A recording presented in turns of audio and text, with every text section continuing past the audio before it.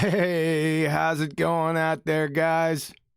It's been a while. Feels great to get back in the saddle again. All rusty, but we'll see how it goes. As usual, if you'd like to support this channel, there are PayPal and Patreon links in the info box below. Got a good one lined up for you today. Got a little open discussion going on, a little Numpty review. We'll see how that goes. Like I said, if I didn't say it, got the computer parts back. Got them installed. Did a trial run. Everything went okay. So that says that today's show will probably go down like the Titanic. But we'll put it on the roulette wheel anyway, and we'll see how it goes. Let's see what we got on the panel. We got the beautiful Betty Van Velsen. How's it going, Betty? Yeah, great. You're lying. I am. Oh, we got some thunderstorms going over. So that sort of like gets the mood going, huh? Right into the weather. Mm-hmm. So weather and moods go together. They do. They do. I have to agree. Yeah.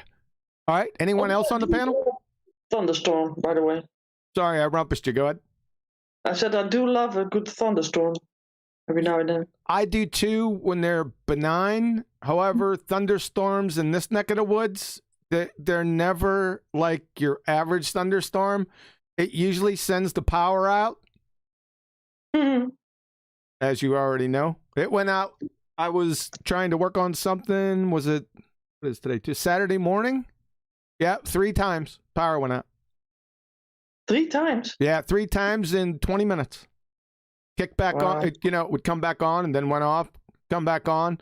It was a halfway decent storm. Nothing that you would, raise the hairs on your back up. But your typical thunderstorm. No, power out. Boom. 3 times. Come back on. Yeah, go ahead. You live kind of in the numpty land of Hey.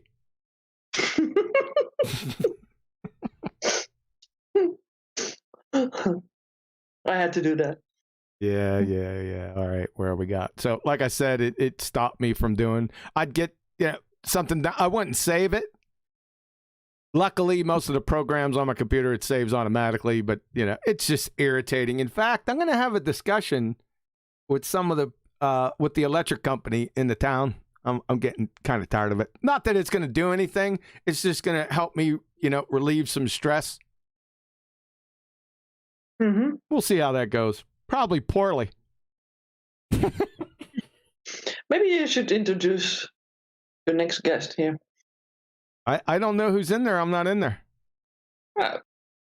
Of course you're in there. You're in Discord, right? Oh, I'm in there now. Yeah, I'm sorry. I wasn't paying attention. You have better sort of introduce him. Yeah, the Adam Macon. It's good to be back, sir. Good to see you again. Yeah, lovely to be back, mate. Lovely to be back. I suppose I'll describe my mood. I am a bit, actually. I was thinking about it, but looking at the weather, I'm a little melancholy. Which is, for you, Betty, I don't know. We were just discussing that. Sad or pensive, typically with no obvious cause. Pensive. I'll tell you what. You got some serious $10,000 words right out the gate. I like melancholy. It's good. Melancholy's cool. I don't like the word. It doesn't roll off the tongue. It does. Like spectrochocoloscopy. Like spectrochocoloscopy, or the best $10,000 word. Go ahead, Betty. Say it. You put me on the spot. I did. My favorite word. I got a brain fog going on right now. Acquiesce. I know the one you use most frequently. I don't know if that's necessarily your favorite. We're getting rumpus by Adam. He's not going to let us get it through. So here's the word, Adam. Buy some time, but the word is acquiesce. Acquiesce. Oh. No. Go ahead, Adam. Well, I decided to acquiesce there, you see. But, All right. Adam's only going to be with us for a short time. He's got tea coming, so as per usual, what is it? I don't know. I think it's just a bit of curry. Maybe I think some onion bhaji, kilo rice, and then looks like a chicken, sort of chicken type dish. I don't know. I'll report back because I won't be gone too long because I'm starving. It won't take long to eat. Yeah. That's really. Yeah. Just to let everyone know what I've been doing, ever since it's been done. You got another chicken chucker here, right? By the way. Yeah. You're the fluffy chicken chucker. No, I'm fluffy maybe, but I'm not a chicken chucker. You're the chubby checker, fluffy chicken chucker. Well, who is eating the chicken? You and Adam usually. I do eat a lot of chicken. I love chicken. Yeah. Yeah, you had some wingies. Saturday, was it? Oh, they were delicious. You got it. Those wingies, boy. You can't beat them. Ranch dressing and a little hot sauce. Ain't no better than that. Also hot sauce. Oh, Adam has curry, so that's good. It's almost the same thing. It's not the same. Don't even say it's the same. It's red. Yeah. There you go. Hey, what I was saying is I got involved into I've been watching some shows, right? And I don't know, it's just been maybe a coincidence. I've been pulling up like barbecue competitions and not only barbecue competitions, but barbecue documentaries about people that making really great barbecue. They are very interesting. I'm telling you, I was shocked. I thought, okay, I'll watch this for a couple minutes and go on to something else. I'll tell you what, they're pretty darn good. I picked up some little tricks and stuff. I'll be nowhere near, like a pit boss or anything like that.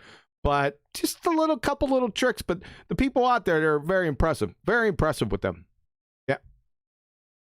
So you're going to go over to another subject then? Maybe you're going to do a barbecue show? A barbecue Numpty show. Yeah. Oh, put another shrimp on the barbie. Yeah. I watched the show last night. In case you guys are down in Texas, I lived down in Texas for about 5 years, and they're barbecue crazy as they are here in Missouri. But anyway, down in Texas, they're everywhere. Barbecue shops. But I was unaware of this one place. It got ranked the #1 place in America for barbecue. I got to locate it. I think they said the name of the place, but I wasn't paying any attention. But it was this lady called Tootsie. Yeah, this old lady, she's the pit boss. She's 80, check this out. She's like 88, 89 years old, and she's still working the pits by herself. That is old-fashioned pits that she's taking out the wood coals. That means they're burning all the wood and getting the wood coals, and she shovels them out and shovels them into the pit all by herself. She's in charge of all the meats. They got people lined up at this store for like a half a mile every day. It's called Snowy's or Snow's Barbecue in Texas. Let me see if anyone's heard about that. How many people Oh, God, I'm getting hungry. What's the Snowy's?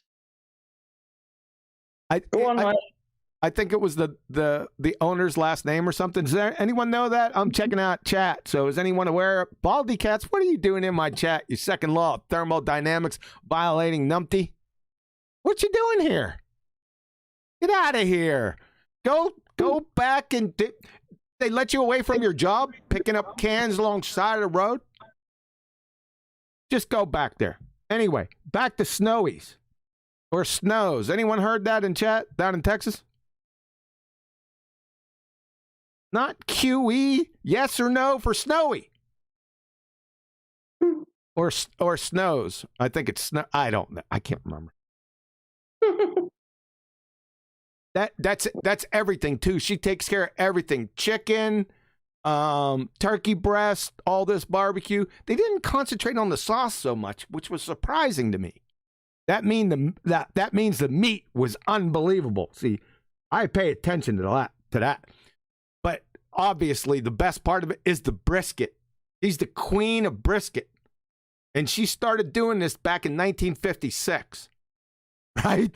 So she's got all kind of experience. I just can't believe what she was doing, how old she was, right? And shoveling all those things into she's the pit boss, but there's no one to boss because she's there by herself. It's unbelievable. You should see it.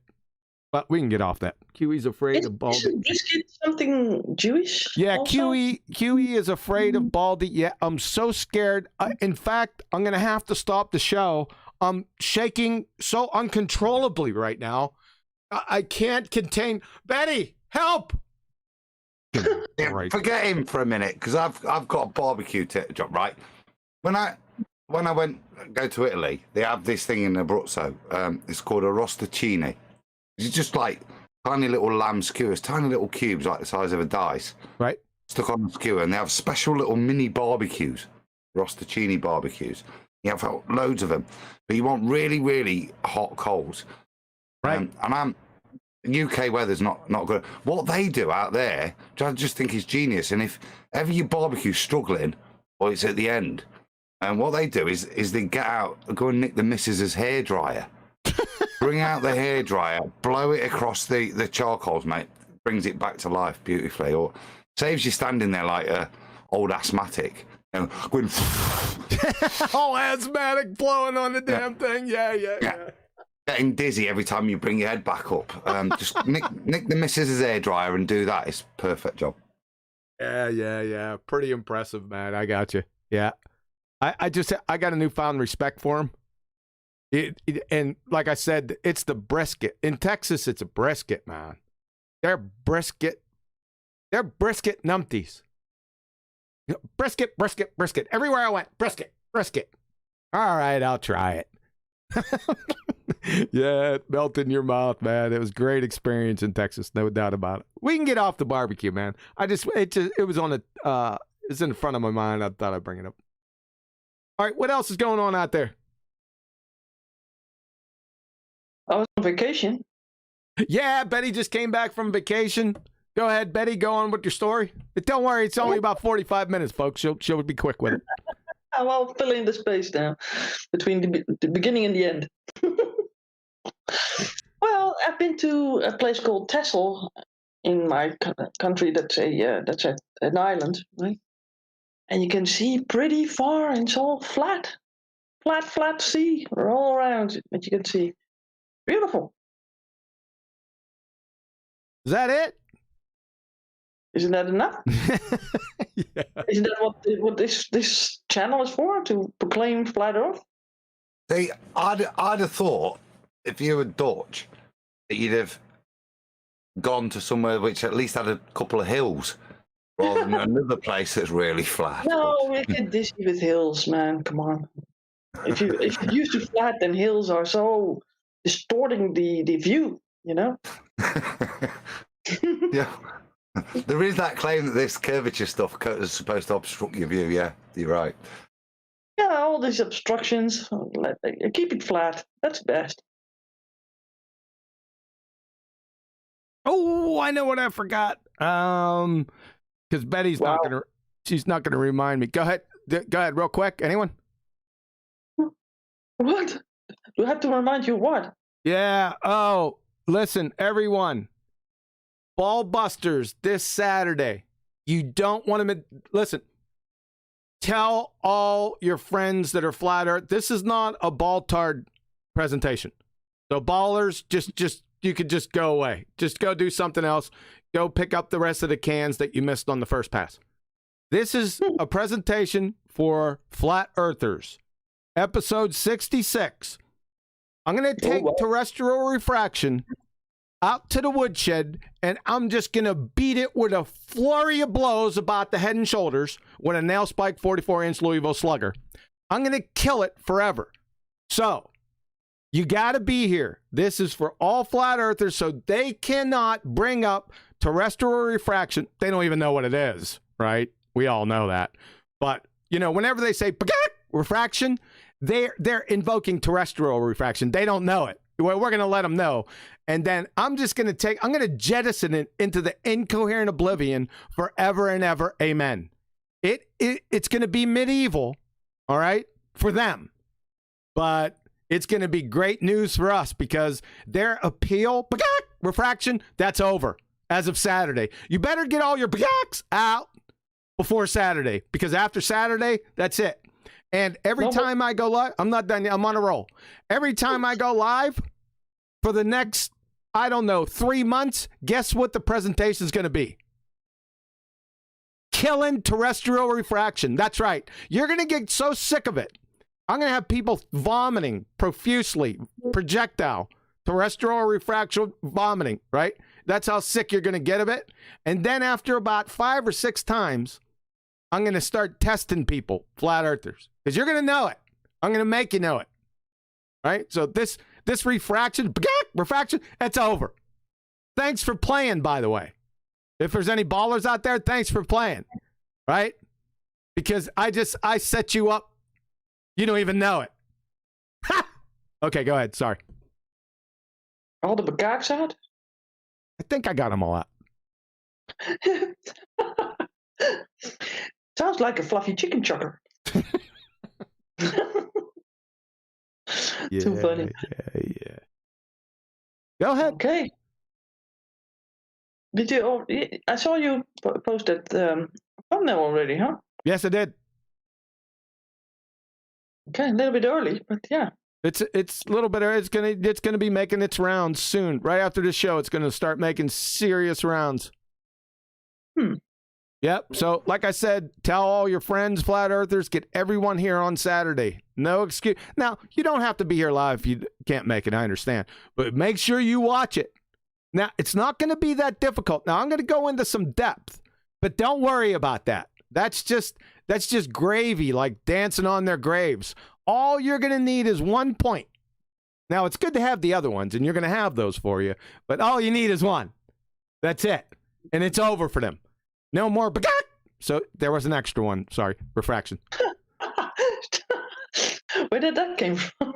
It's just in there.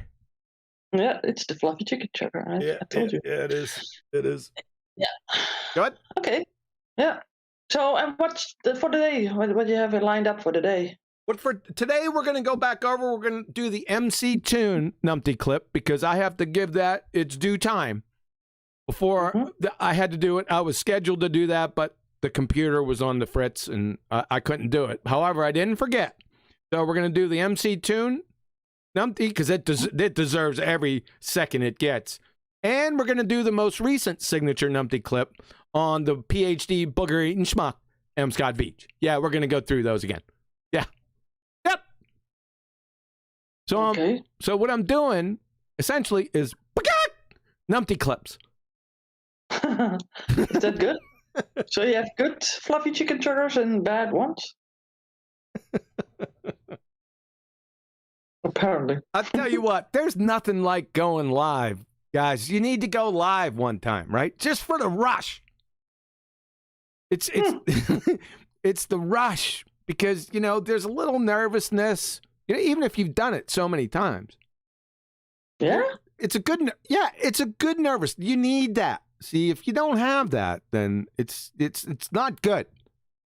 Right? So you need that little bit of nervousness. I tell you what, man.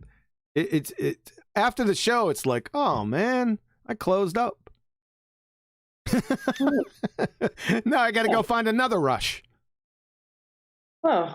So maybe get out of the closet sometime. So I just go into the kitchen and start snorting Tabasco.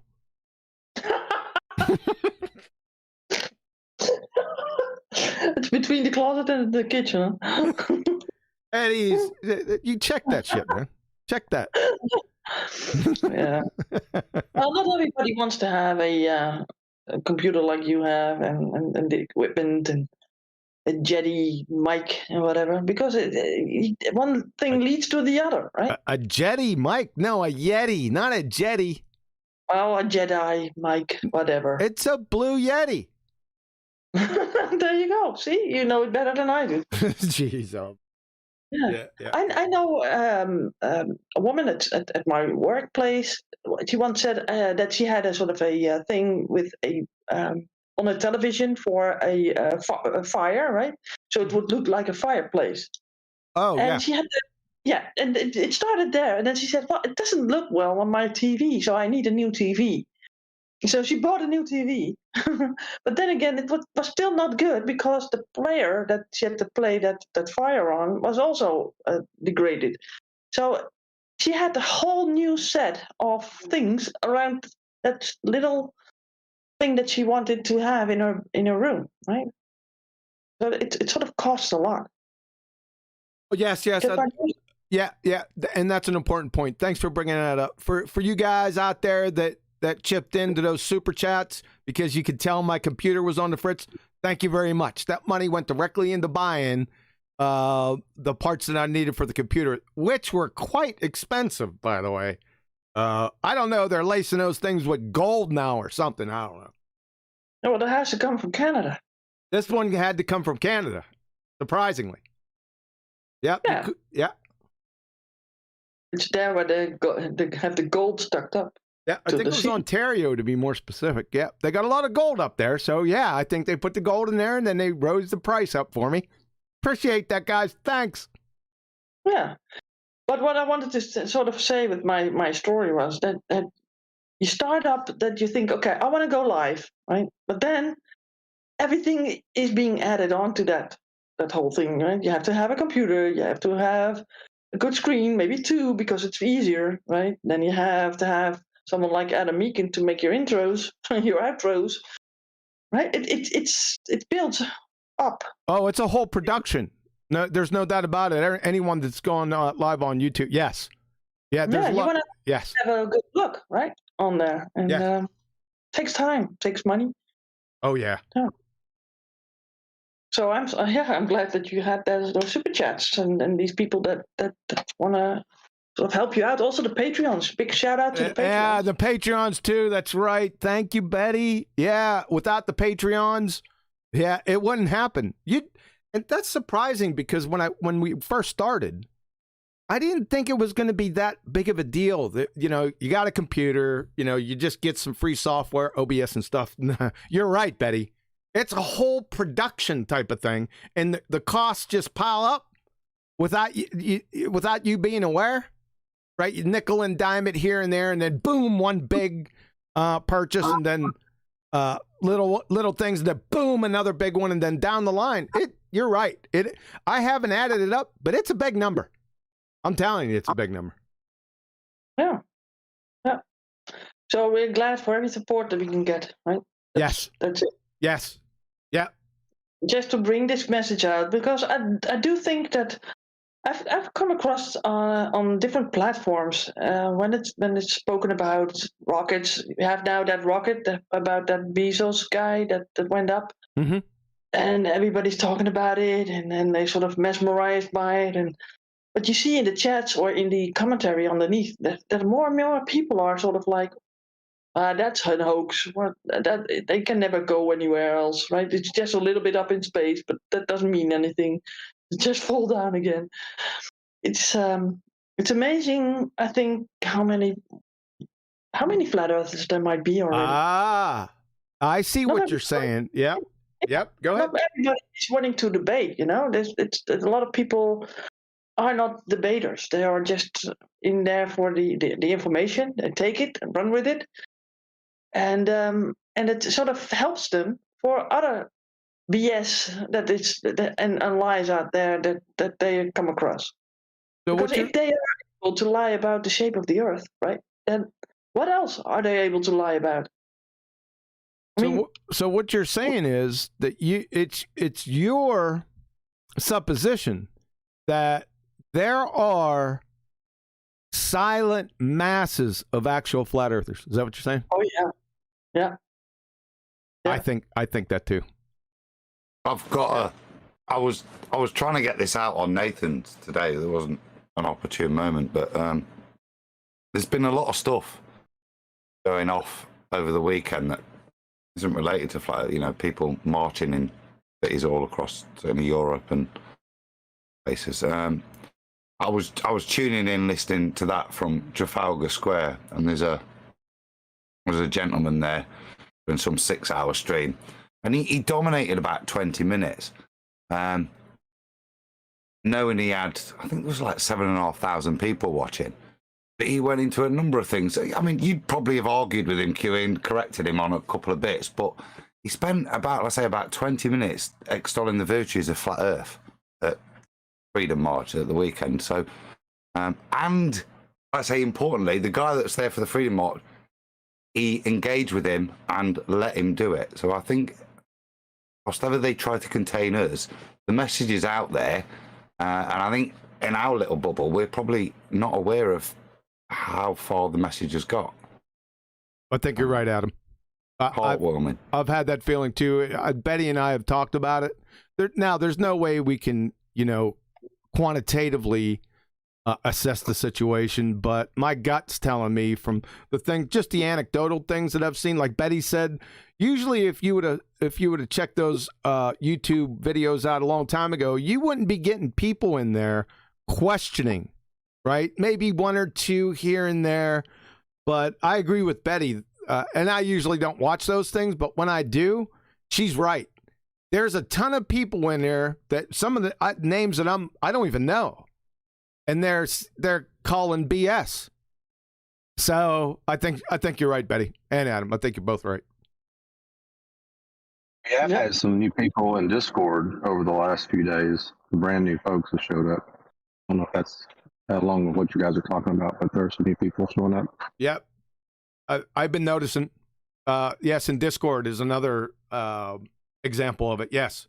In Betty's server and in 24/7, a lot of new people coming in. So, I don't know. I was told about 5 years ago that flat Earth, it's going to die. It's dying out. It was dying out back then. So.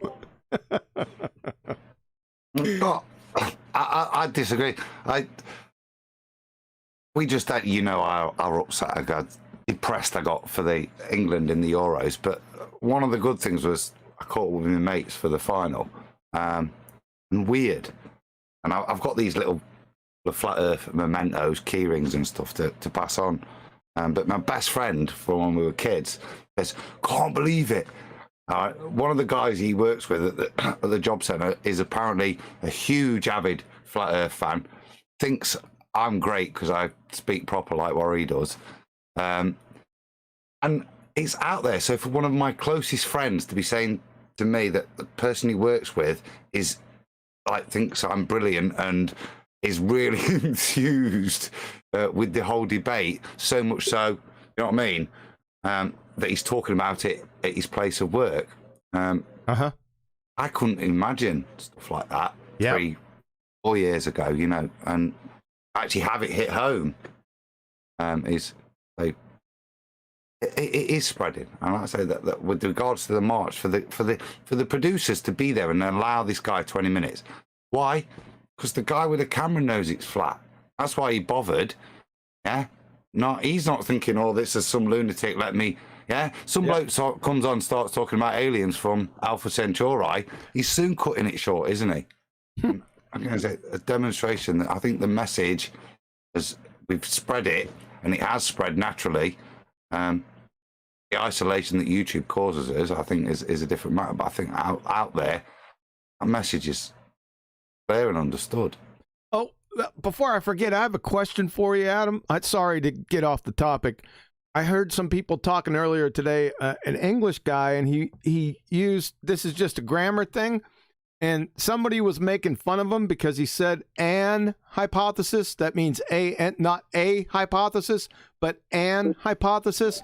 And somebody said that that's proper British English. Is that correct? I'd say it's more slang like talking an hypothesis. It's only because it's lazier speak. Your mouth has to enunciate less. You go, a hypothesis. So it's an hypothesis. It drops in between the N and the H, doesn't it? So it's just lazy English, probably more than the Queen's. Yeah, see, in America, you can't do that. That's not correct. The Americans have no role to talk about the bastardization of the English language. Yeah. Well, I need an answer for this because we say an apple, right? If the second word starts with a vowel, then you're good. An apple, an eagle, But if it starts with a consonant, you don't use an deer, and knucklehead. No, you don't do that. Oh, you stick an N on. From my primary school teaching, I was never good at English. But you stick an N on if it's a vowel that precedes, that starts the verb, isn't it? Yeah, I just want. Sorry to get off that. I shouldn't even brought that up. I would have forgot though, but I had to bring it up before you went and got tea. So, hey Betty, any admin to deal with? Yeah, there's some admin. You probably saw. I got one from Unitux Vemu in Sasha, and he says, still waiting for your definition and citation. Don't know what he means by that. He needs to clarify, I think. And we got Godzilla 37, and he says, poor cats, still living in on a fantasy ball with no measured radius. Sucks to be him. Or cats. Cats, are you still out there? Did I tell you to go back to picking up cans alongside the road? Maybe he has a What? Maybe he has some vacation time. He's on vacation from picking up cans. Yeah. Coffee? Get his supervisor in here. I don't know that supervisor. I'm sorry. I'm not into that business. Too funny, man. Yeah, cats, what you doing, man? You already been outed. You don't know what the second law of thermodynamics is. What the heck did he say? The second law of thermodynamics only applies to energy, not matter. That's it. The second law only applies to energy, not matter. He said that live. Just stick the whole quarter stick of dynamite in your mouth. Right? And face plant into a bonfire. Unbelievable, dude. But thanks. Hey, did you figure out what a mirage was yet? Right? Oh, make sure. No, don't show up Saturday. It's not going to be good Saturday. Don't do it. Like I'm saying, baltards don't show up. It's over. Right? You're going to be introduced to the M61 Vulcan Gatling gun.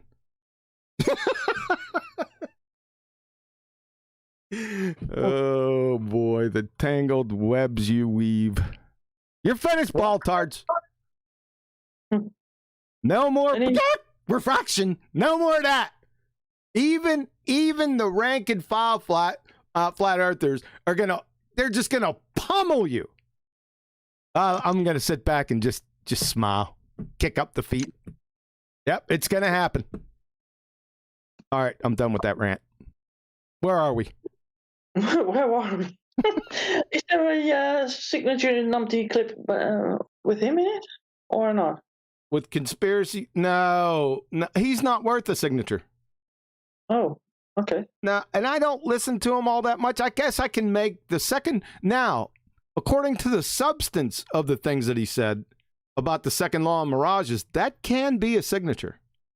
Because I go by substance, not time or anything, even though some of the signatures are longer. I do like an elongated conversation, but I'm more or less looking for like train wreck statements. And there ain't a bigger one than that one. Can you tell me a bigger one than that one? Let's see. Well, level is curved. Say again. Good. She was an hypothesis. She was a hypothesis. That's right up there. Air is not the atmosphere. Air is not the atmosphere. But those are one-off statements. See, I need to put them together. Don't worry. I got that covered, guys. That's coming down the line. Just be patient. But I'm mainly after the substance. I would like it elongated, like I said, but you're not getting any dumber than that. The second law statement. No chance. Maybe level is curved. What's another one?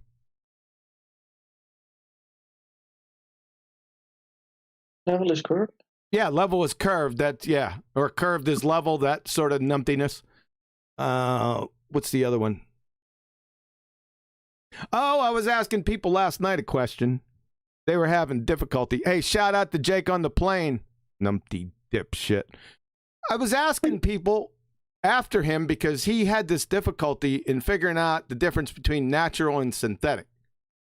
You see, what the Numpties do, the Numpty ball tart, I don't know who started this, but I thank you, whoever started it. They think there's only two categories that anything can fall into. That is supernatural or natural. So they put that out there first, right? You know, to grease the skids for the little train wreck coming next. And what they do is they say, well, look, we have a baseball. Do you think this baseball's supernatural? And of course the answer is friggin' no. Then it must be the only one left in their categories, natural. So baseballs are natural. That's how they do it. They're retarded, right? And I'm trying to relay this fact to, because Jake on the plane, he's got his act together. You know, I use that as loosely as possible. But I'm trying to explain that supernatural is not the opposite of natural. The opposite of natural is synthetic. I said, have you ever heard synthetic before? Right? And he just spiraled, right? So he got, you know, diarrhea of the mouth. I just stopped with that nonsense. But everyone else that came into the hangout after that, even like teenagers that come in, that was the first question to them. What do you know the difference between natural and synthetic? About 5 of them, right? Each one knew it immediately. it's just the indoctrinated ball tards. They can't get it. Unbelievable.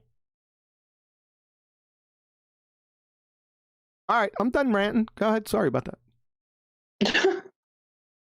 What do you want us to say then, huh? Yeah, it's just stupid. If as a grown adult that I have to explain why level's not curved and why natural is the opposite of synthetic, if I have to explain that to you as a grown up, you've got some serious issues. Just want you to know. Okay? Yeah, we live kind of in Orwell's world now, where double speak and double think is a thing. Yeah. It's You need to get that. Coherently. You need to get that looked at. Yeah, well, by whom? Because we got those are the double speaking numpties too. Yeah, Right? what are you gonna do? There's no help. Yeah, there's hope out there. You are the only sane one. The whole world is That's and the whole world is insane. I know. And then what you gotta do? Frontal lobotomies. But everybody? Hey, if the shoe fits. Yeah. Well, who's going to perform these? Yeah, it's exhausting. Yeah, I know. You better isolate yourself and put yourself high on a mountain somewhere. We got another business to attend to. Yeah, I got myself another super chat here to shout out. From Unitox Famu, and he says, with extreme refraction, we see extremely more. Oh, that extreme. Yeah, just putting adjectives in front of the phrase or term that they don't know what it means, that ain't going to help. There's so many of them. Go ahead. Why not? Why not? That sounds so good.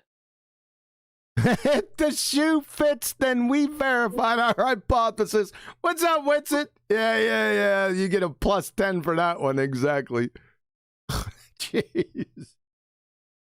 Yeah. All right, so let's get to some business. Yeah, because well, listen, we're still live. That's one good thing. Yeah. Did you put your slideshow on? I did. To see if it did work? I did. Yep. It was the slideshows that were killing everything. And I don't think it was just the slideshows. I just had something compromising, but it seems to be working okay. That helps. That helped out. Say again. I was talking. I said maybe your voice also made the whole thing shut down. My voice. Is that? That's highly personal. Hey, Q, we have a question for you regarding your show coming up. Fraction. All right, I can't hear you all that well. Who we got? It's Data. Hey, what's up, Data? Your mic's really low, man. Hold on a second.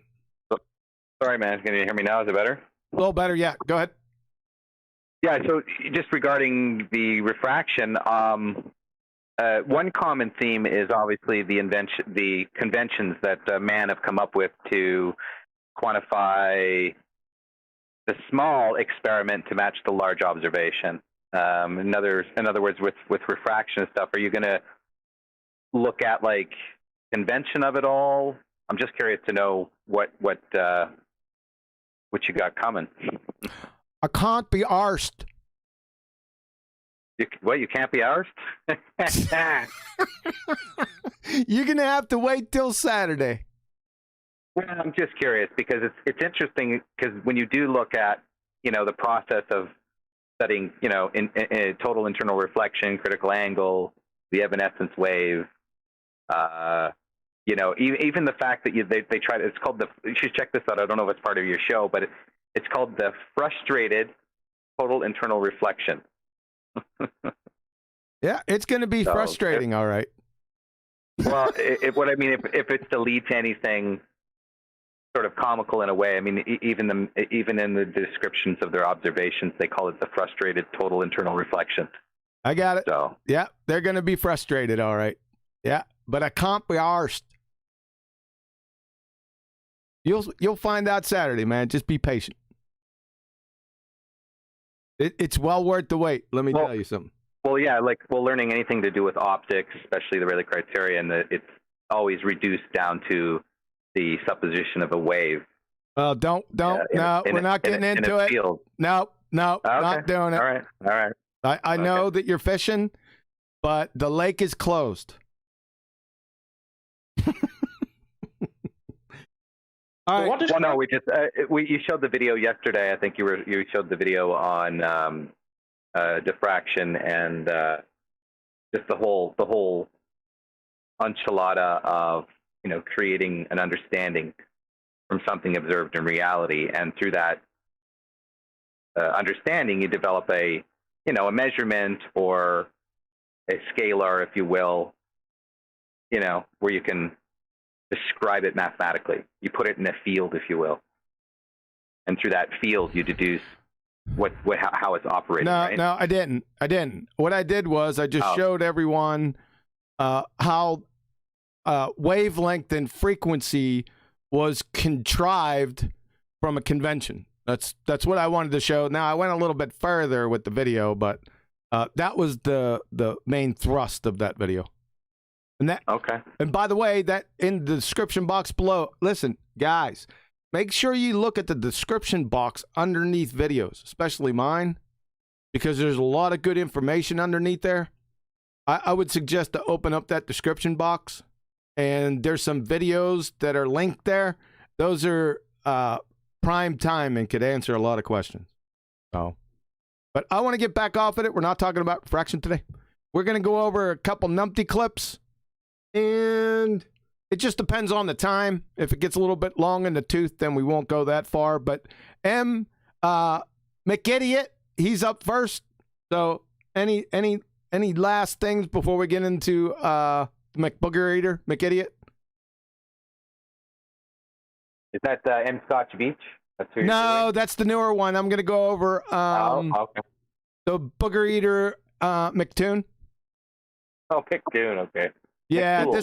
This is classic, and I didn't give it its due attention on the show, so I want to do that. I want to take care of that.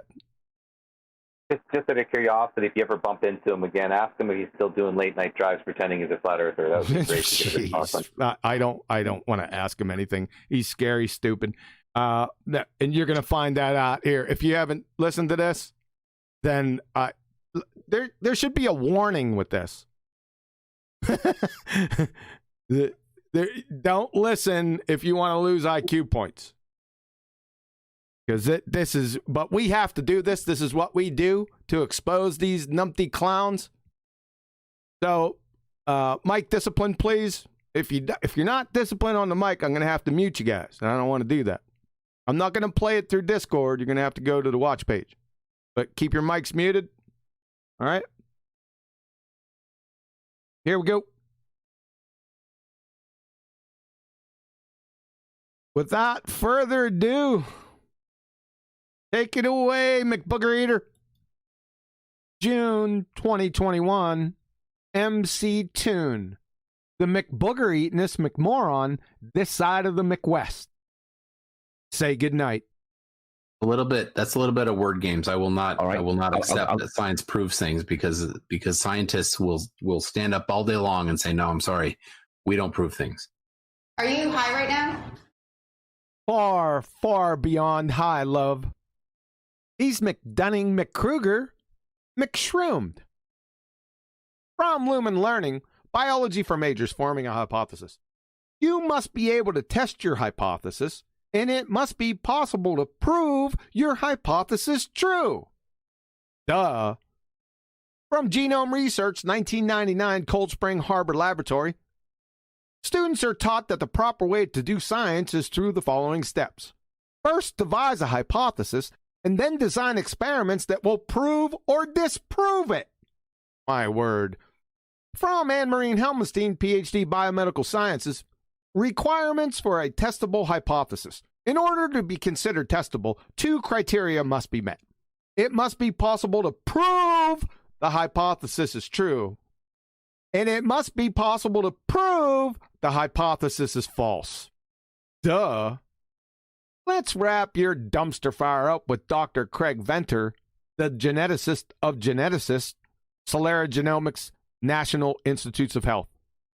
You know, there's some things we can do in science in terms of proving certain things in life we discover. Fatality.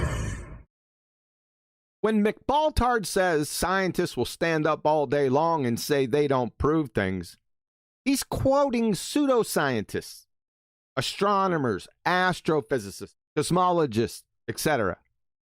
They say they don't prove things because they need massive latitude.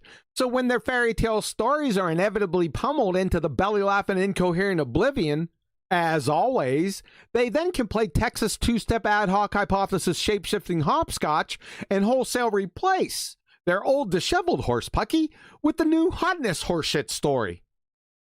Then say, science is correcting itself.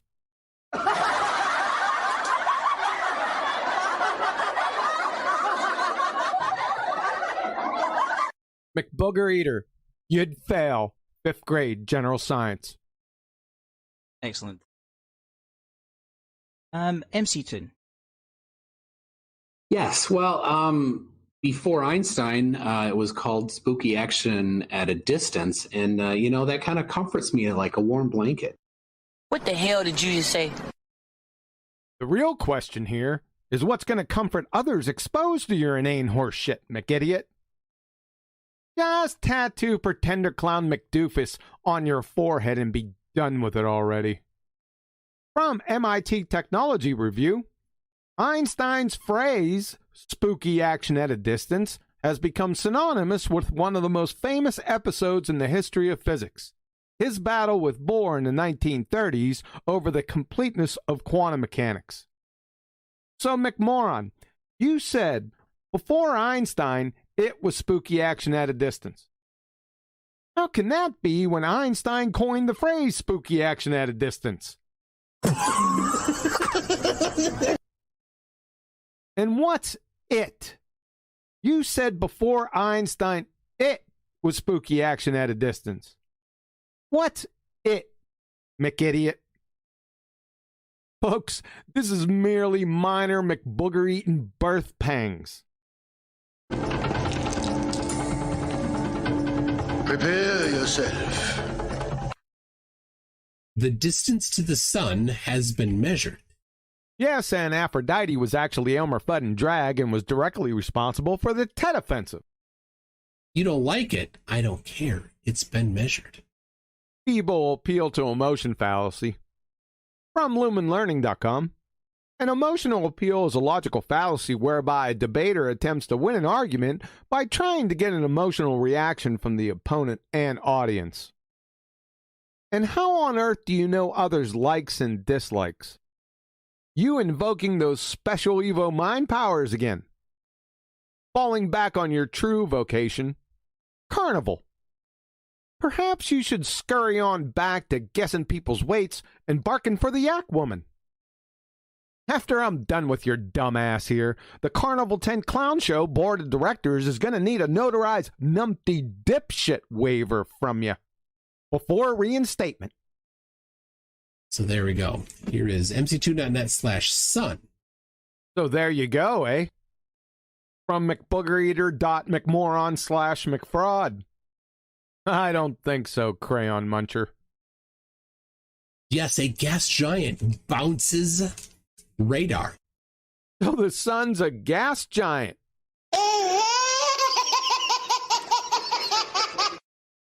Even in your mindlessly regurgitated second law of thermodynamics violating, preschool basic reasoning defying, fairy tale spinning space monkey, belly laughing dumpster fire, ball hugging religion, the sun's not a gas giant. You uneducated science illiterate McBooger eater. From the Plasma Science and Fusion Center, Massachusetts Institute of Technology, MIT.edu. Plasma is often called the fourth state of matter, along with solid, liquid, and gas. Plasma is superheated matter, so hot that the electrons are ripped away from the atoms, forming an ionized gas. It comprises over 99% of the visible universe. In the night sky, plasma glows in the form of stars, nebulas, and even auroras that sometimes ripple above the north and south poles. That branch of lightning that cracks the sky is plasma. So are the neon signs along our streets. And so is our sun. Fatality. The star that makes life on Earth possible. You'd fail third grade Intro to General Science, McFuckwit. And radar doesn't bounce off gases, McClown. If it did, we wouldn't be able to deploy it on Earth. Cause? Wait for it now. We're surrounded by gases! Next block of instruction, how to observe when looking. By the way, radar bounces radio waves, i.e. reflects light off surfaces. Newsflash, McIdiot. Gases don't have surfaces, much less a reflective surface. Specifically to your belly laugher. From Science Daily, unlike rocky planets, which have a clearly defined difference between atmosphere and surface, gas giants do not have a well-defined surface. If it's not defined, that is, gases don't have a definite shape or volume, you're not bouncing squat off it, window licker. And finally, gases only emit and absorb in bands. That is, emission and absorption line spectra. But the sun itself emits a continuous spectra. Oh, son of a... That's gonna leave a mark. From NASA.gov, the spectrum of the sun appears as a continuous spectrum. You dumbass.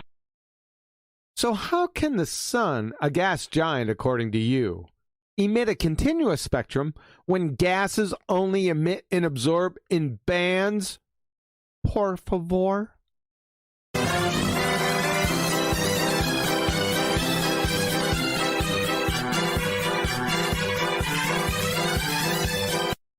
You're busted. Just when I think you couldn't possibly be any dumber, you go and do something like this. And totally redeem yourself! I think the sun is a physical object, and I think it is solid enough. What the hell did you just say?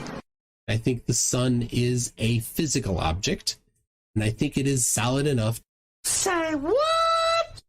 Yes, a gas giant bounces radar. How in the world can a gas giant be solid enough? You dumbass cracker! Calling all cars, calling all cars. We have Numpty dipshit. all cars, please assist. All cars, please assist. We haven't even touched on the two skull crushers just yet, and your sun-bounced dreamland parroted fantasy is worse off than the Hindenburg. Radar is just electromagnetic radiation, right? Wrong. Radar is light. Light consists of photons. Photons are neither electric or magnetic. You're just mindlessly parroting what you've been told without any due diligence or scrutiny. An incoherent 6-year-old can do your job, clown. This clinical level Dunning-Kruger Numpty dipshit's entire game is find something his wiki Google pseudoscience priests vomit, lap up the surface puke, and mindlessly bagak it. Then, if any of his brain-dead nested listeners don't open up their honeycreeper beaks wide to receive a bellyful of his mindlessly regurgitated wiki surface puke putrid cud, he says, now, if you don't like this, you just go ahead and deny it, and then confirm that you are a uneducated science denier. That's it.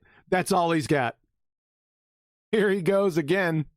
Give me your evidence that you know what the sun is first of all before you say, it's physical. It's physical. You want to deny it, you are a science denier. I love it when you confirm that you are a science denier. Whoa, whoa there, Professor. Can you go a little lighter on the white paper technical language? It's physical. The laymen are having a hard time keeping up. Moreover, McBooger Eater, newsflash, identifying the characteristics of something that is answering what is questions isn't natural science. Natural science only adjudicates predictional suppositions of natural cause and effect relationships. That is explaining the hows and the whys, not describing the what's and the ises, McMoron. Thanks again for exposing your silly wabbit science wackuman. Again. Everything up to this point is mere bare bones, basic, fundamental knowledge. And you got all of it. Wrong. Woefully pathetic. If you're part of the McMoron, McFraud, McBooger Eater fan club, I'm deeply sorry for your crushing losses, and think this numpty dipshit of megalithic proportions can recover from the shellacking he's taken thus far, and you gotta be a real dumber than a bag of hammers mouth-breathing knuckle-dragger to even entertain that possibility for a microsecond, then from this point on, I'd turn away. Because it's time to get medieval on McMoron and annihilate this booger-eating ball-tard schmuck permanently. Anyway, the important thing here is how long it took. That's the critical thing. I pulled it out. Sorry, there it is. There, I pulled the numbers. The first publication says the radar book bounce took approximately 1,000 seconds. The second, approximately 16 minutes or 960 seconds, giving us a mean of 980 seconds, plus or minus 20 seconds. Radar is traveling at the speed of light. The speed of light, we know.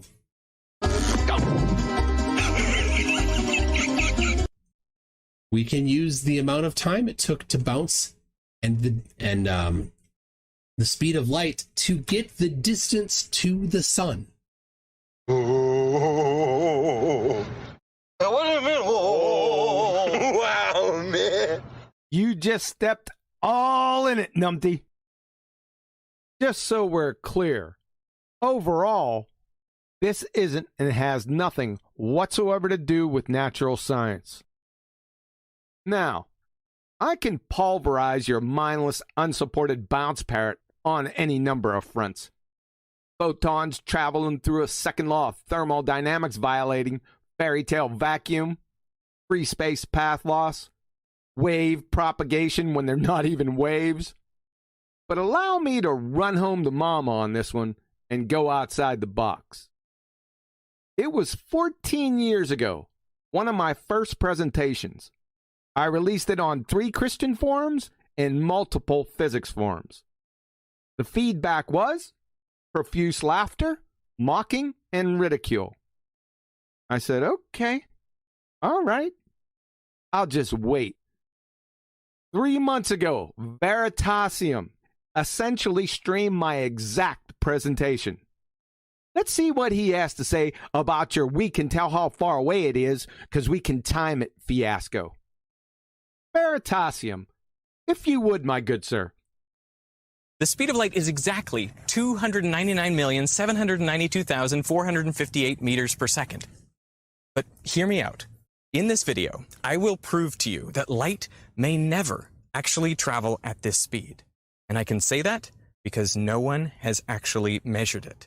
Uh-oh! Uh-oh! Uh-oh!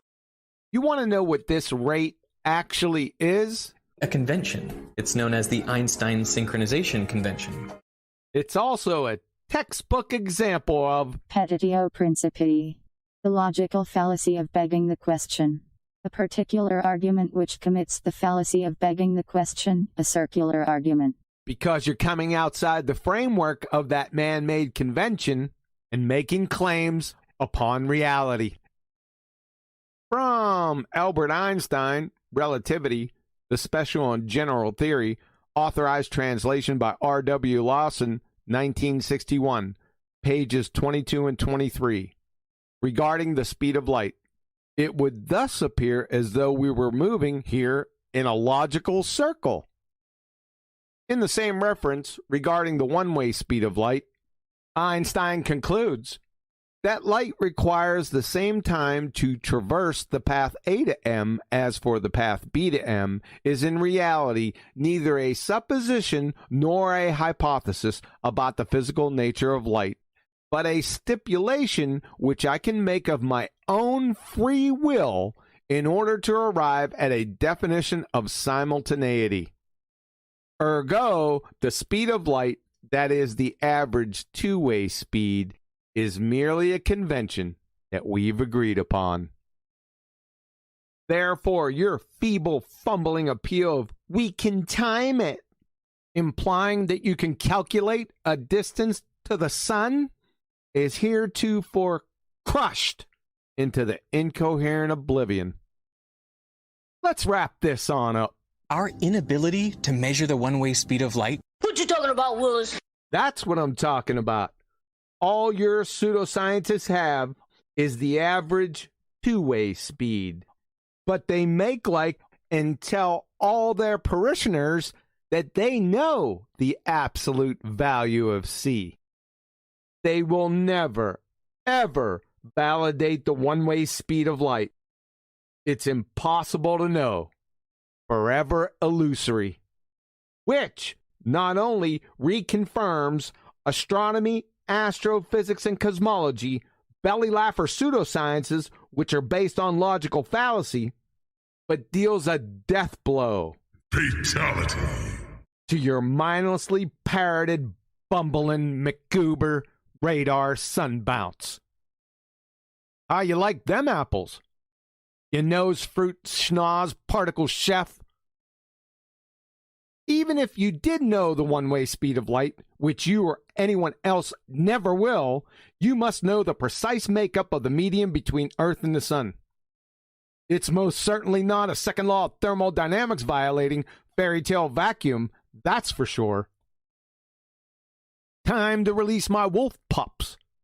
It's feast time. You ready for the ringer, numpties? And no, it's not the whites. In fact, it's the black. It is. The ringer, a.k.a. the black, a.k.a. my little fret. So radar uses light to reflect off of objects, yes? In this case, the sun, correct? Well, the sun is a black body. Uh-oh! A black body's reflectivity is much like the collective Baltard IQ. 0. So, can you tell us how in the flying Fukuyama can you reflect light off a black body when black bodies don't reflect light? Por favor. Can you riddle us that, crayon munchers? You bumbling boneheaded Dunning-Kruger bozos take, then run with any and all claims given to you by your pseudoscience priests at Wiki and Discovery Channel without a whiff of due diligence or scrutiny. Why? I know why. Because you're fanatical religitard zealots that couldn't tell your ass from a pipe wrench. That's why. This tear-jerking belly laugher has no less than 4 paradoxes. 4! I'd bet the farm if your wiki priest told you were facultative anaerobe woodpeckers, all we'd hear is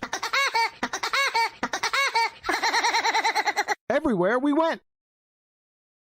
Listen up, you woodpecking window lickers. From one of the most prestigious universities in the entire world, Brown University, brown.edu. The sun is a black body. Oh, yeah. From Science Direct, section 1.14.4.1, black body radiation. A black body is a body that absorbs all wavelengths of light. No light is reflected. Uh-oh! And therefore, at low temperature, it appears black. Emission from a black body is temperature dependent, and at high temperature, a black body will emit a spectrum of photon energies that span the visible range, and therefore it will appear white.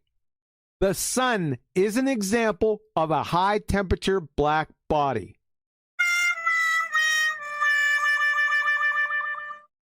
Section 2. Absorptivity. A black body surface completely absorbs external irradiation. Fatality. Regardless of direction and wavelength distribution. Its surface absorptivity is always 1. So alpha wavelength equal alpha equal 1. The reflectivity of a black body is always 0. End of citation. And a belly laugher end to your feebly pathetic, mindlessly parroted dumpster fire of epic proportions. You'd have better luck bouncing a McButtermilk McBisquick McBiscuit off a baboon, McBooger eater. But here is the publication. You can look at it yourself. You can read all about it yourself. B.R. Eshelman, R.C. Barthy, and P.P. Gallagher. Say hello to my little friend!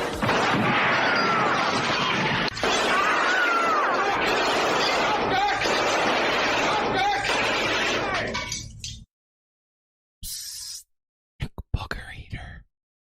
You will never, ever recover.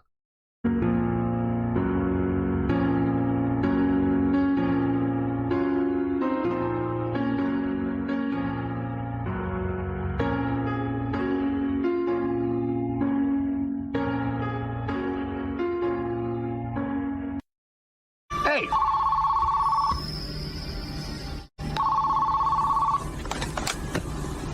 Hello. It's for you.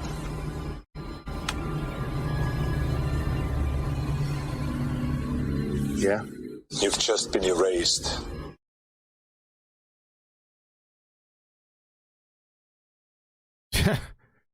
That was medieval, folks. Medieval. That's pretty good, Q. Let's wait up till everyone catches up.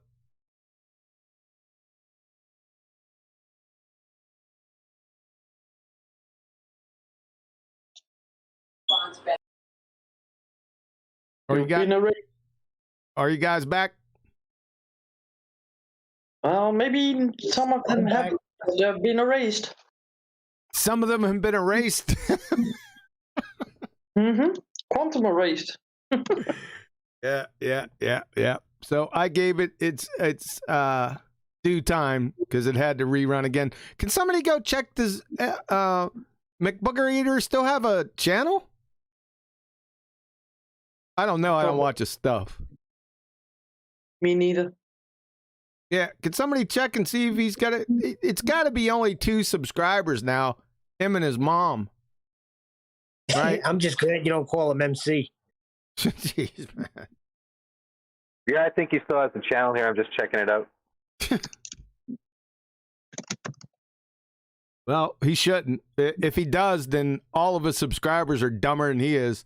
I mean, that was medieval. It paid 12K subscribers. Oh my goodness gracious!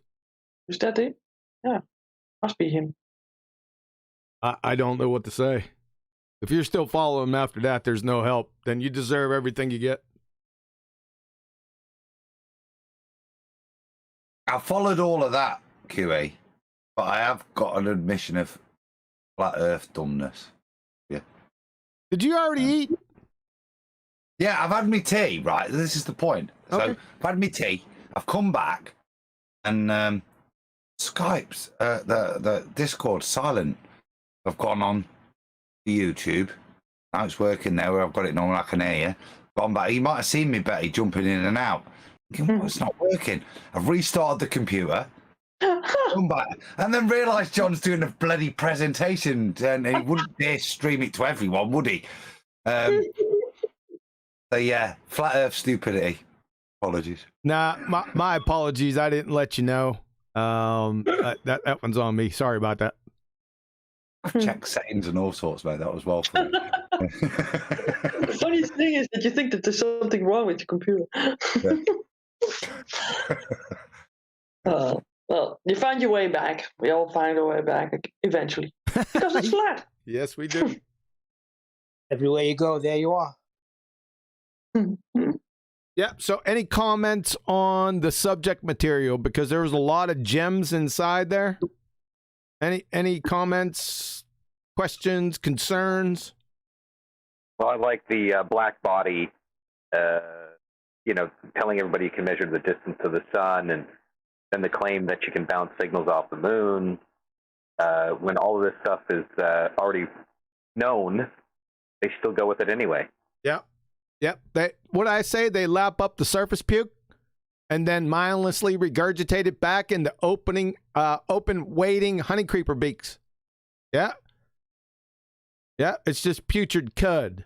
That's all it is. It could be deconstructed. This goes back to the point where I always talk about if you're unsure, if you know they're lying, right?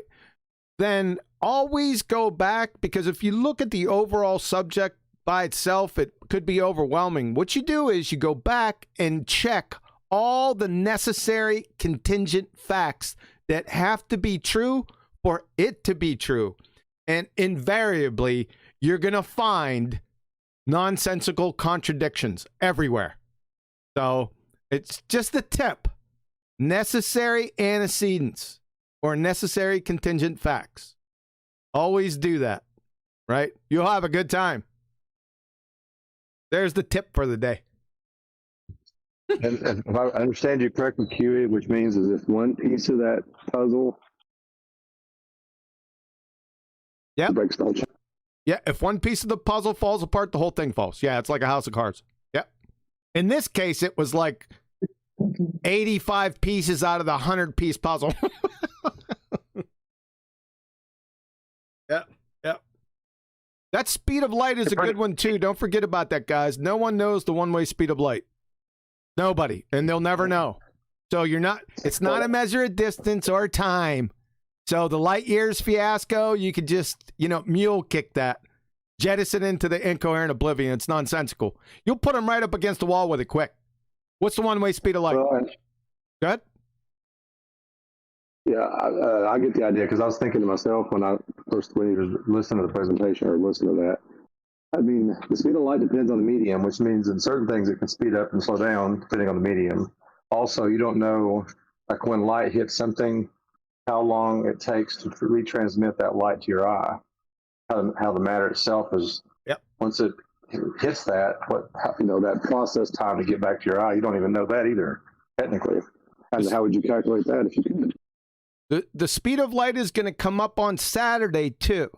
So that's all I'm going to say. Just that's one small part of it. The ballers don't even know that. I'll guarantee they don't. But we're gonna go over that. That's all I'm going to say about it. I've got a bit on speed of light, if I could, John. Yeah, go ahead. BFE, before flat Earth, for me, I was looking at science and seeing the gaps and stuff, and you know, I do really like Rupert Sheldrake, and one of the TED talks he gives, which is often decried now, because of the point it makes, was where he talks about that the two-way speed of light had varying figures between, I don't know, what is it, 1860 and probably about the 1970s, and these were vast, between 300,000 100,000 kilometers per second and 2997. So massive differences in terms of if you're talking about a constant. He's always made that point, and I kind of work with me, and I've always looked to, I say, look at critiquing of it. And if you'll humour me, I'll just read the best response I've read, because the point he makes is that obviously the speed of light was this, and we had this variance. So what they did, I think in the 1970s, was kind of equilibrate the speed of light and the meter, so that, because the speed of light is defined in meters per second, the meter is determined by the length of a path in a vacuum that light takes to travel a period of seconds. So that was kind of the way in which they fixed this problem, that this constant wasn't actually constant whenever they tried to measure it. Here's the best response I've heard. By the 1970s, the measurement of the speed of light had become so precise, an error of 1 in 10 billion, that they couldn't be further improved. The uncertainty in the definition of the meter was one of the same order of magnitude, which is why it became more practical to redefine the meter in terms of the speed of light. That doesn't mean that the change in the speed of light can't be measured anymore. And they go on. The point being there is, even within their rhetoric, they're still admitting that this is not a constant. However, fundamentally, it's supposed to be for all of the maths that follows. That makes sense.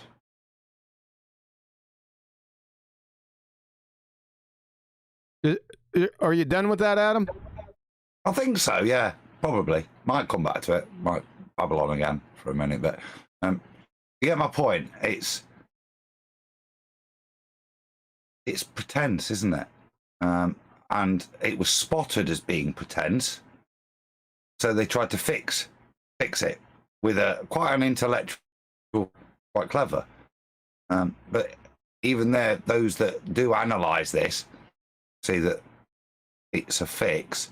It's not a recognition that the speed of light is actually a constant. That being the two-way. Yeah, it's an average two-way, so it's all more or less moot, right?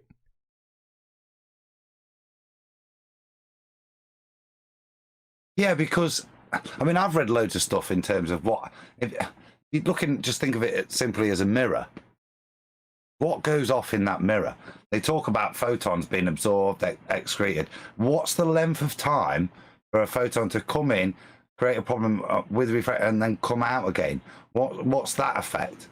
How does the mirror affect that? All those certain things, but all of that's negated. Hence, probably why you see variance. But then you think quantumly, and is there even a speed? Well, there's no way to know. You're not getting the one way. It's not happening. It's a circle jerk. So that's why I said it's all moot anyway. They could do whatever they want, right? They can put lipstick all over it, dress it up in a purple tutu. It doesn't matter. At the end of the day, the one-way speed of light is forever illusory. So it's everything downstream from that. It's a moot. You put it on mute. One for Timmy. It certainly is in the physics that they present. It's not achievable.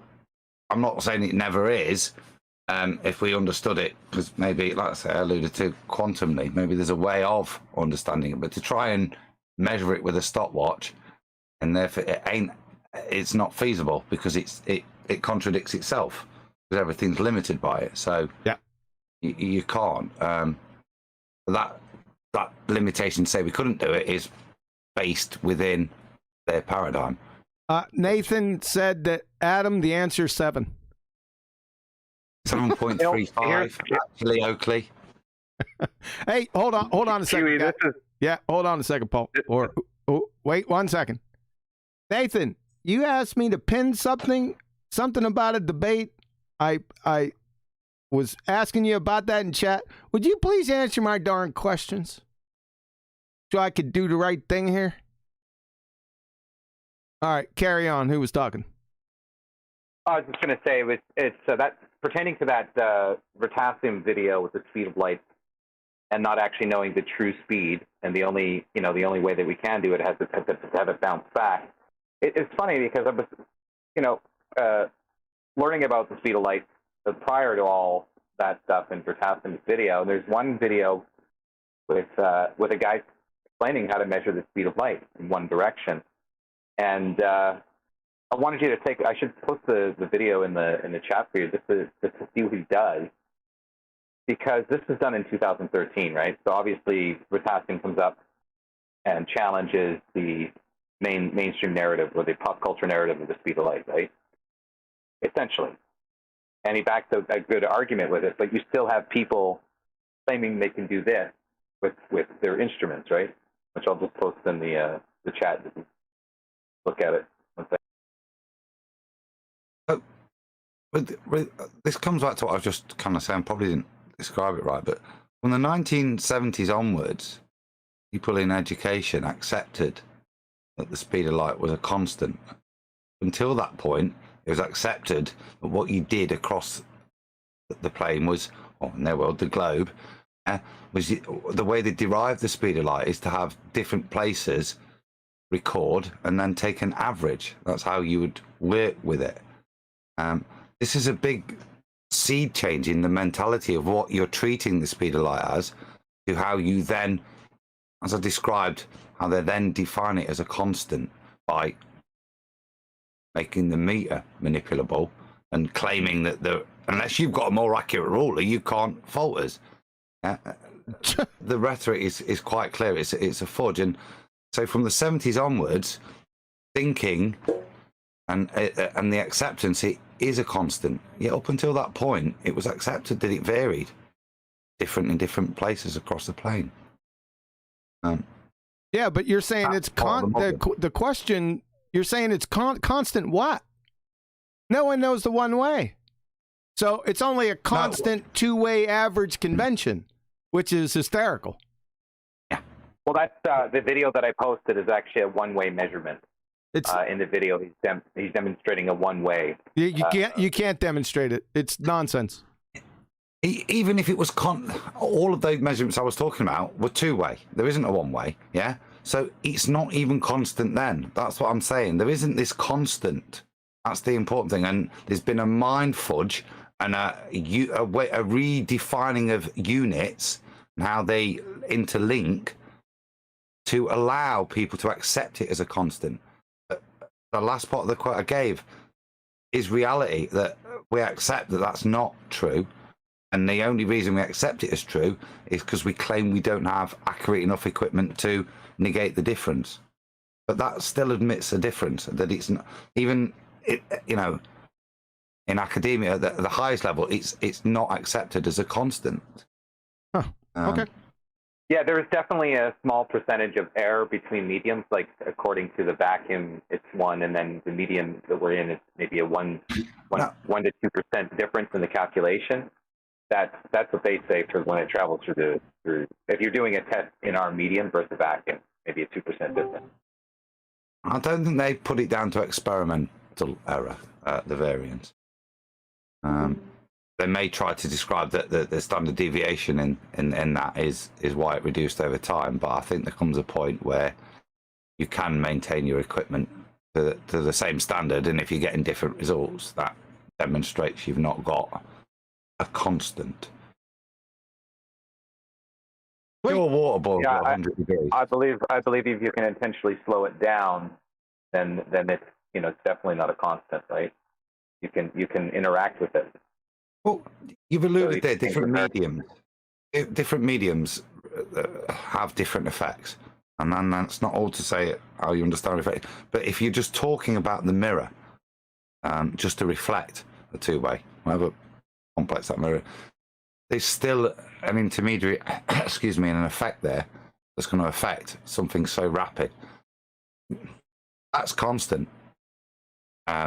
With regards to what I was talking about earlier, the variance still exists. There's still a standard deviation in the measurements on the two-way. That subject is going to be coming back up, like I said, obviously with refraction. So get ready, Saturday Ballbusters, because it's coming back up again. You'll be able to speak to it again, even though it's a sidebar at that point, but it's still coming back up. Just to prepare you. All right, Betty, you still out there, girl? Yeah, I'm waking up now, yes. I figured. I said, I wonder where Betty's at, man. Taking the back seat. Yeah, well, I'm just a little bit chill from the vacation and stuff. I got you. It's hard to get back up to speed. Yeah, and Adam was doing a good job on the time thing. He always does a good job with that. Yep. So, like I was speaking to, remember, Ballbusters Saturday. Is that August 1st? I think it's August 1st. That's my brother's birthday. So, Saturday, August 1st, paradoxical terrestrial refraction, the death thereof. It's going to be a nasty one, too. It's not one of those dying in your sleep types of things. Nah, this is going to be one of those $6 million man deaths. And there ain't no bringing it back. We can rebuild it. No, you're not going to be able to rebuild them. I can't wait. I'm excited about it. I've been excited. I've been thinking about it for some time now. But, with the computer going down and stuff, I had a little extra spare time. I said, you know what? Let me put a little something together. It just rolled from the beginning. It was just like pow, pow, pow, pow. I was loving it. So get ready. Flat Earthers, bring your notebooks. You won't have to write down too much. It'll be all right. Don't let me scare you. And it's easy. Snell's is misspelled. No, you spelled it correctly. It's S-N-E-L. That's his name. They've misspelled it by saying S-N-E-L-L. That's incorrect. But of course, they adulterate everything. And go ahead. Dutch guy, and the Dutch, snel is a word in Dutch land, right? And he's Dutch. Yeah, snel means fast. Huh. There you go. Well, there you go. Well, by the way. Oh, and just that makes it Asian. So just an FYI, let me take that away from you. The articulation of what is called and misspelled Snell's law now is actually Rene Descartes. Now, Snell had a different articulation. It wasn't incorrect. It's just a different articulation, but the one they use today is Rene Descartes. Just FYI. It's not a big deal. Which is French. Or maybe Belgian. Yeah, Rene kind of pops up in different places, doesn't he? Is he called Rene? Yeah, I called him that. It just hit me. I got it from somewhere. I can't recall exactly where, but it was funny. Is that his first name? Say again? Is that the first name of Descartes? Yes. Oh, all right. It reminds me of a British series of Hello, Hello. Hello, Hello? There you got a restaurant holder, and he's called Rene.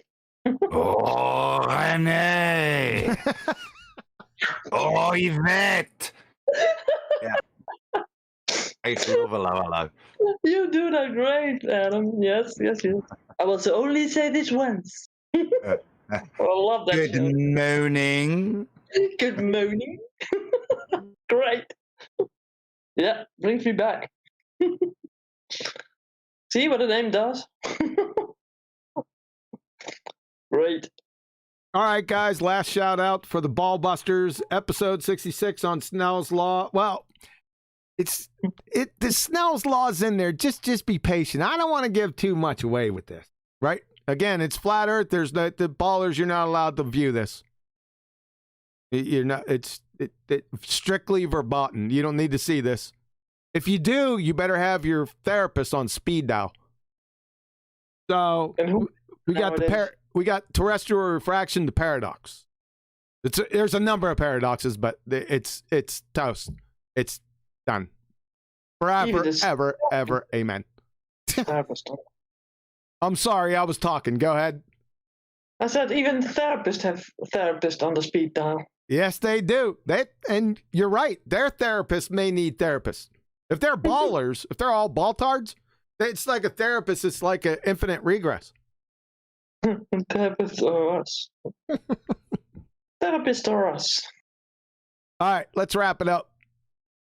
Let's wrap it up. Go ahead. Why don't you do another Numpty Cup? Was that not the idea? Nah, I'm not going to do another one. It's getting a little bit. I don't want to go too long. We can always come. We can always come back. The booger eating schmuck M. Scott Veach. He's not going anywhere. Yeah, we have previously watched him yesterday, right? Yes, we just watched it yesterday. So yeah, we don't have. Yeah. We don't have to do. Just a reminder. M. Scott Veach. If you thought that was bad, you ain't seen anything yet, son. Because you have another signature Numpty clip. It's coming. So are you singing in that one? Say again? Are you singing in that one? No, I'm not singing in that one. I don't do too much singing. That was just a special highlight. Let me just tell you how that came about. Because that wasn't, it's not contrived or planned. I was doing the Numpty clip, right? It was in the evening. I just got done with dinner and I came back. I said, before I get back to it, let me just relax for a little bit. Let me just do something else. And I seen Smooth Criminal in my recommended, right? And I like the song. So I said, all right, I'm clicking on and start getting into it. And it just hit me, Annie, are you okay? Well, Scotty, are you okay? I said, damn. I said, that'd work. But I have a problem, right? Because I can't use any of the karaokes all have the same music, have Michael's music. I can't do that, right? They're going to copyright strike that immediately. I can't do it. But then I found another one, but it was really fast. And that's the one you heard. And it was hard. I said, oh my God, it's hard enough to begin with. And now it's going at 78 speed. I go, oh man, here we go. But I just want to tell you guys, it was just one take. That was the first take. That was it. I didn't do, 30 takes. It was the first. That was it. I did it once, put it down on tape, and that was it. So you got what you got. How about that? Yeah, we can say a lot about that, but let's not. Right? What? How good it was? No, exactly the opposite. But let's move on. Exactly. Wait a second. I got some serious kudos. People wanted the full track. Yeah, to mock. Okay.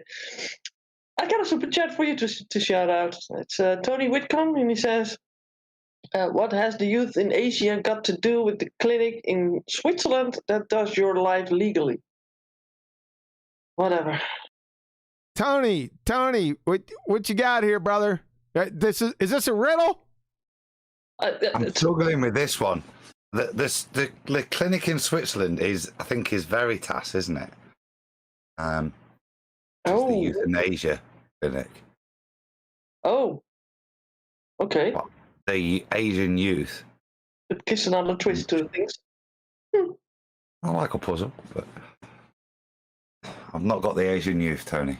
Yeah, you're gonna have to break that down, Tony. You don't have to send another super chat, but just to answer in chat, you're gonna have to give us some clues on this one, man. Euthanasia. Oh, legend. Euthanasia. Yeah. I got. You know, Adam, I was reading it. I started reading it, and then you said it. I think I should take credit for that because I did catch that first. Technically, Paula had it in. Chat. Shout out, Level Up. She had it there first. Oh, did she? Yeah. That's what I read. I read her euthanasia, youth in Asia. Thank you, Paula. Unbelievable. I think I still had it first, technically. If we would go back in reality, I think I got it first. Sure. Unfreaking believable. Just realised how badly mugged off I've just been by Tony there. Respect, I think we need to know the one-way speed this time. Yeah, we might need to know that. Let me get my act together here. Let's go with let's close up shop for today. It was a good run. The computer's working. No, it's just purring. Right? So isn't that your cat? Say again? Next week? Isn't that your cat next to it? No. This one's my cat's not around. So it's purring. Everything went good. So outstanding. It was looming over me, but everything turned out pretty good. So I'm happy with it. So let's go down the list. Final thoughts, questions, comments, anything, and then we'll wrap her on up. Yeah, I think I've taken off people on mute. So, Farming Ganja, are you able to talk? Yeah, I was just reading a review for that Snow's barbecue place. It says arrive at 4 a.m. so you can get everything. I guess otherwise you're gonna sell out. You gotta wait for hours and hours. It sounds pretty good. Yep. And from your video, now I have a new citation source: McBoogereater.McMorons/McRod. Yeah. It's a solid link. Yeah, no, it was a good show. Enjoyed that. Yeah, thanks, man. Appreciate it. Okay, FED, got anything to add? Yeah, entertaining as usual. Love the nice little package you put together for us. Numpty clips are top 10 of my books. And you know what? Scotty, is it okay, man? You gave me a good chuckle, so don't listen to what Betty says. It's all good. Thanks for the show. Appreciate it, Data. Yeah, I usually don't when she backstabs me, especially online. I just blow it off. Yeah, sure you do. Yep. Well, it's just to not get you that high because how the mighty have fallen. That's true. That's true. I need to be able to walk through my doorways. Exactly. Yeah, good point. Thank you very much. Okay, we got Level Spirit.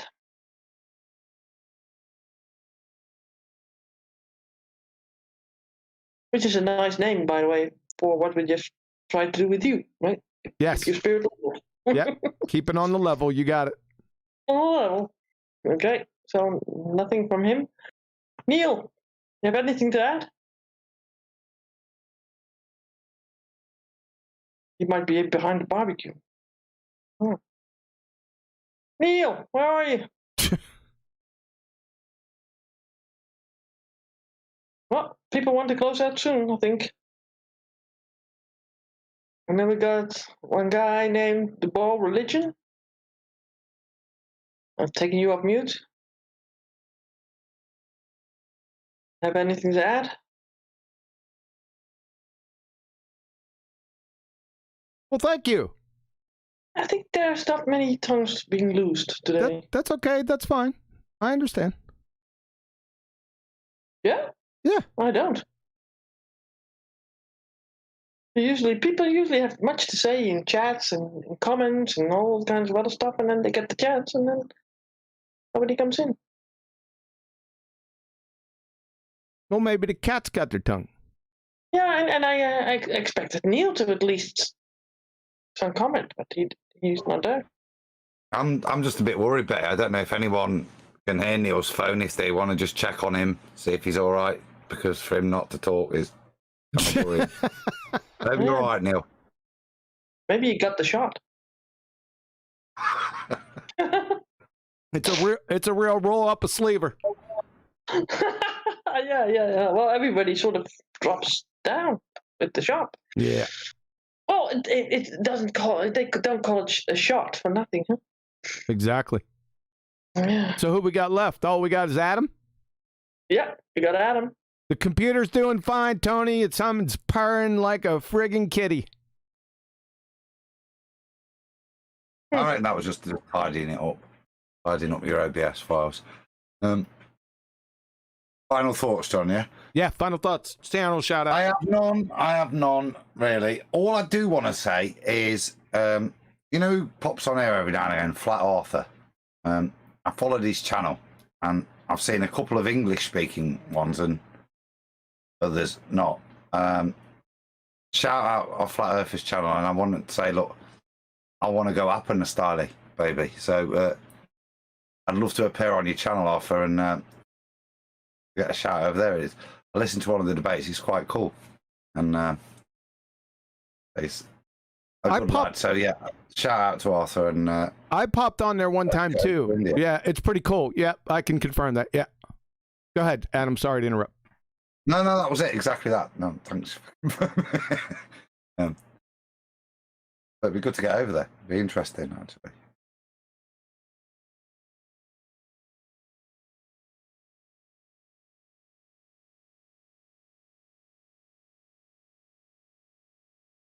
All right. Betty, did I lose you? You still there, girl? I didn't get a sort of an assignment, so I was just waiting what's going to be next.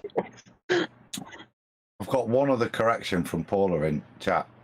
Apparently Saturday is the 31st of July, not the 1st of August. Oh, really? It is the 31st. Okay, thanks for that. Appreciate it. Yeah, I didn't look at the calendar. I just did a little quick into mine and I missed it. So Saturday is the 31st, and then Sunday, then I call my brother on Sunday. So thank you. Well, you need to go by. Huh? Well, we're gonna be all together shortly because we're all coming up on a vacation. My family, my siblings are going to a ranch, one of the luxurious ranches. I've never been to anything like that in my life, by the way. In West by God, Montana, coming up at the end of the month. So I can't wait. We're all gonna get together, fly fishing, chasing bears around. Yeah, it's going to be great. Say again? I don't think there will be any wingies. There'll probably be buffalo wingies. You gonna stop off at Eureka? In Eureka, Montana. Yeah, stop off in there. Yeah. No. All right. Well, Montana's a big place, isn't it? Yeah, so there'll be a lot of shooting. There'll be a lot of that. You could pick different events and stuff or different activities. There's my brothers are into fly fishing. I'm not that big into fly fishing, but a lot of rifle pistol ranges, obstacle course. I can't do those anymore. I did enough of them, by the way. What else they got? Mining. I'm not going to be doing any mining. They're going to be doing a lot of shooting. So a lot of shooting. How about horseback riding? I can't do the horseback riding. My back can't do it. Well, you don't play the horse. Oh yeah. I'm not. Yeah, that's still. You will be sitting on the horse. I know that. Yeah, I can't be doing that, by the way, but my daughter's going to partake in that, that's for sure. So you won't be seeing each other then, because everybody's doing something else. We will cross paths on some activities and others. Yeah, like the barbecue, probably. Yeah, we're going to cross paths there. Yeah. And the Dutch oven, huh? A lot of Dutch oven cooking from what I looked at. Yes, and he's a world-class chef, one of the highest ones. So I can't wait.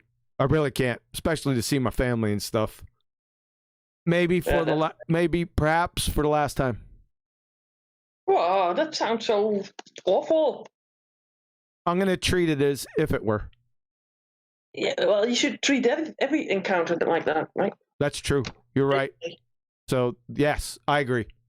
But when you say it like that, it sounds so definite, so final. So yeah, we can like move on. We can move on from that. I think we got another super chat.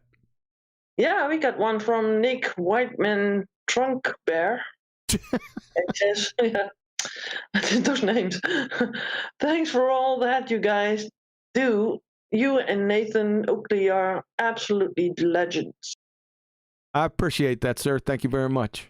You're welcome. And speaking about Nathan Oakley, we have to shout out his show, right? That is going to start in a couple of minutes, I think. I think it already started. I already pinned the message up there. So run on over to Nathan's. I'm sure it's a great one. Yeah. FND premiering now, he says. Okay. He used to wait up for the show to end, but now he's just starting off without us, huh? Yeah, he marches to his own drummer. Yeah, but he was so adamant about keeping the timetables and the schedules and stuff. And pleases me. He's all right. He's still good. You're still good to go. Sorry, I haven't been on the show lately, Nathan. I've been on the late train. So I've been waking up. I've been going to bed and waking up late. I hate that train. I got to get off it again. It's difficult. So I'm gonna. Won't happen because when you're going to the fall again, it will be even worse. Yeah, but it's got to happen because I'm going on that vacation. So I got to get off that late train because they're going to kick me off it. You think that they will kick you out of bed? At 8 o'clock in the morning? Yes. Oh. Yeah. Not my family, but the activities, the schedule, because you got to there's a schedule in there. So yeah, I don't want to be forced off it. So I got to start instituting. I'm just going to procrastinate it, not do it, and have them kick me off it. I wonder how that would look like. Yeah. All right, so wrap it up. Is that all you got, Adam? Channel shout out? No, just double check. So we got BALLBUSTERS this Saturday, yeah? This Saturday, BALLBUSTERS. You don't want to miss it. Exactly. I want everyone there. Tell your buddies, get them there. They need to be there because it's over for the refraction. It's over. Oh, we're going to put a fork in it. Everyone's going to put a fork in it. So don't miss it, guys. That's it. I'll make sure I have my tea early. Have your tea early. Yeah. Have your tea early. Yeah. I suppose what was technically supper by the time I ate it this evening. So you're right. Yeah. I'll have tea, not supper. Okay, I think you got another super chat from Udada. Hey, Udada. Yeah, that's the first time I've seen his name. Thanks a lot. Appreciate that. There's no sticker or anything attached with it. So no message with it. Yep. Sorry. Yep. Good enough. Appreciate that. So, Betty, final thoughts and take us on home. Final thoughts. No pressure. I have to think about what I have to think about final thoughts. No pressure. No pressure. Well, I'm just getting off the vacation train, so please, people, forgive me for that. Not a good take me homer kind of girl today. You have to do it. Is that it? That's all. I have nothing. All right. I've got a little bit on the super chat, John. Go ahead. Have you just been paid in shekels? I don't know what that is. I just had a quick Google search. It comes up as $4.58 is equivalent to 15 shekels. Really? Oh, it's shekels? It's nice. Oh, cool. That's a first. Yeah. Thanks again, you dad. Appreciate that. Yeah, so Betty, is that it? Yeah, for me it is. Wow, you need to go play some midget golf. All right, guys. Hey, thanks for coming. Hope you enjoyed the show. Listen, like I said, Saturday, 2 p.m. As I think Paula said, it was the 31st. Saturday the 31st. This Saturday, 2 p.m. Don't miss it. because it's like I said, it's the end of terrestrial refraction. They don't even know what terrestrial refraction. They just refraction, right? They don't even know that they're invoking terrestrial refraction, which is hilarious in its own right. But it will never recover. I'm going to get medieval on it, and it's over for terrestrial refraction. So, take no prisoners. No quarter will be asked. None shall be given. And remember, I'll be back.